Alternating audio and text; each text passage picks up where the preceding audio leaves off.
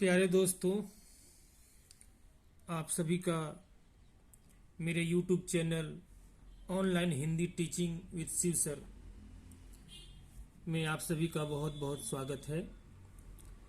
और आज इस चैनल में मैं आप सबके सामने रैदास के पद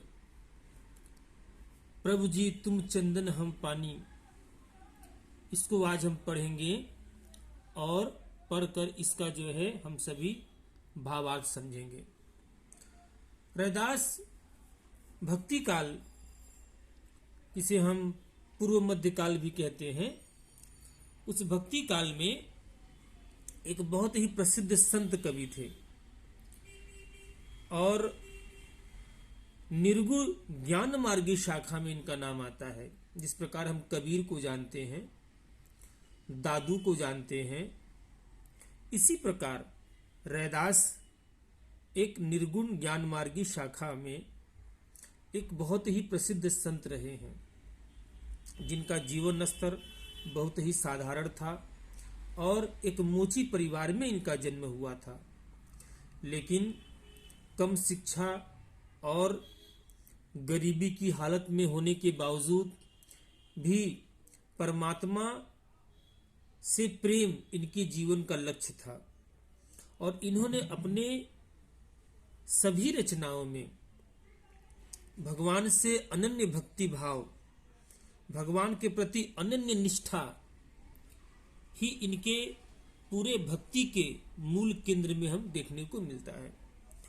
और इनका जो बहुत ही प्रसिद्ध पद है, प्रभु जी तुम चंदन हम पानी, आज हम उसे पढ़ेंगे और इसकी व्याख्या को समझेंगे। पहले हम सभी इस पद को पढ़ते हैं और इस पद को पढ़ने के बाद इसके अर्थ को समझने का प्रयास हम करेंगे।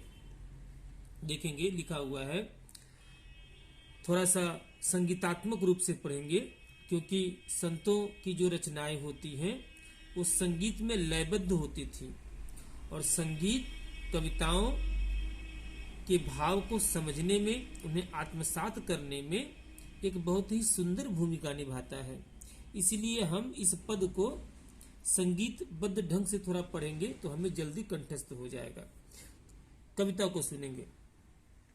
प्रभु जी तुम चंदन हम पानी, जाकी यंग यंग बास समानी। प्रभु जी तुम चंदन हम पानी, प्रभु जी तुम घन बन हम मोरा। जैसे चितवत चंद चकोरा, जैसे चितवत चंद चकोरा। प्रभु जी तुम घन बन हम मोरा। प्रभु जी तुम दीपक हम बाती, जाकी ज्योति बर दिन राती। जाकी ज्योति बर दिन राती। प्रभु जी तुम दीपक हम बाती। प्रभु जी तुम मोती हम धागा। प्रभु जी तुम मोती हम धागा। जैसे सो नहीं मिलत सुहागा, जैसे सो नहीं मिलत सुहागा। प्रभु जी तुम मोती हम धागा। प्रभु जी तुम स्वामी हम दासा। प्रभु जी तुम स्वामी हम दासा। ऐसी भक्ति कर रैदासा, ऐसी भक्ति कर रैदासा। प्रभु जी तुम स्वामी हम दासा। ये रैदास का सबसे चर्चित पद, बहुत ही प्रसिद्ध पद। और अब हम इस पद की व्याख्या समझेंगे।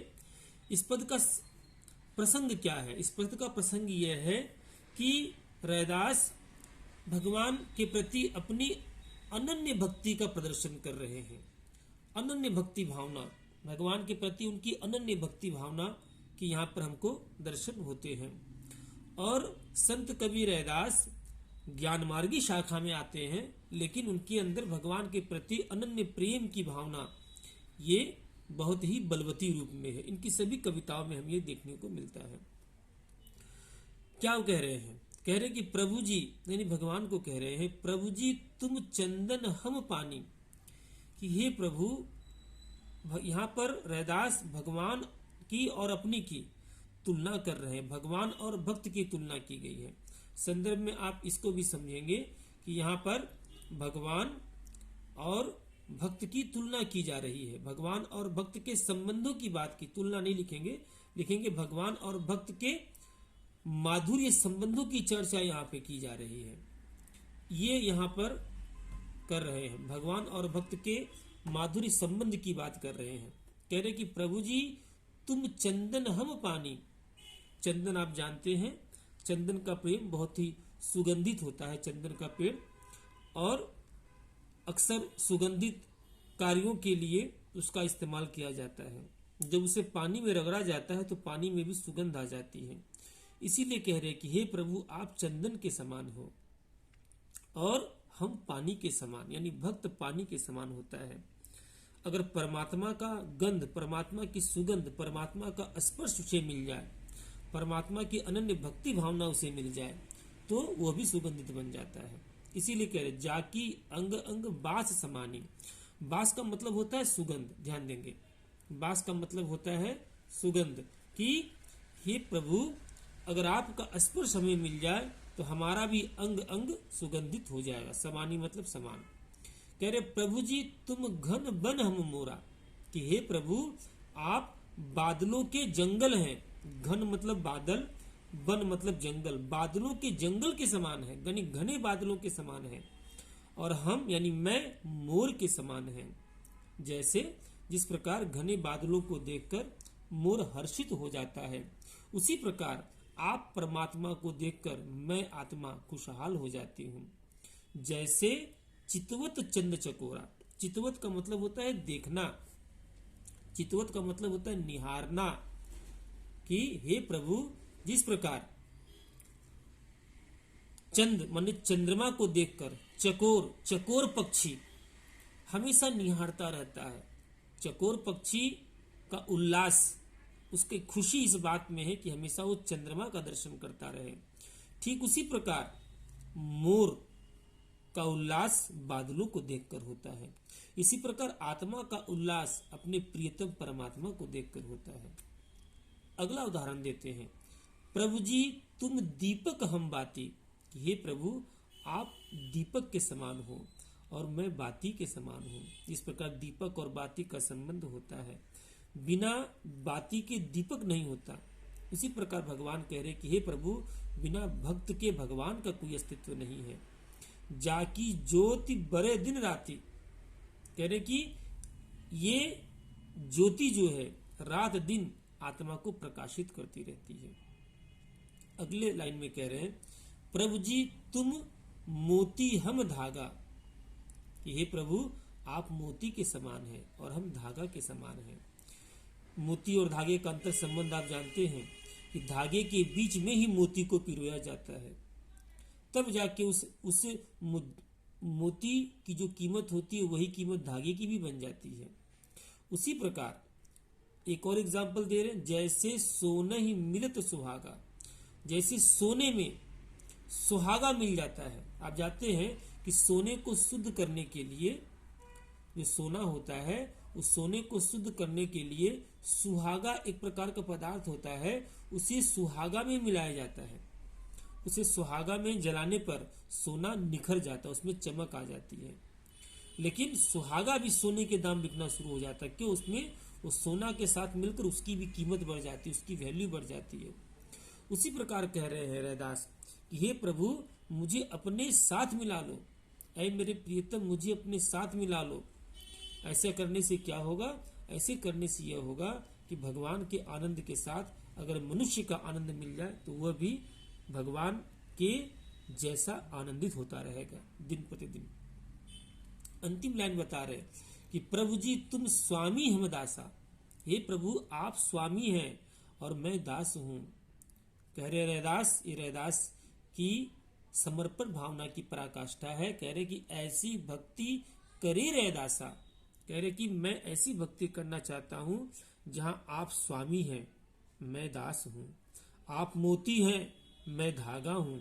आप सोना है, मैं सुहागा हूं। आप दीपक हैं, मैं बाती हूं।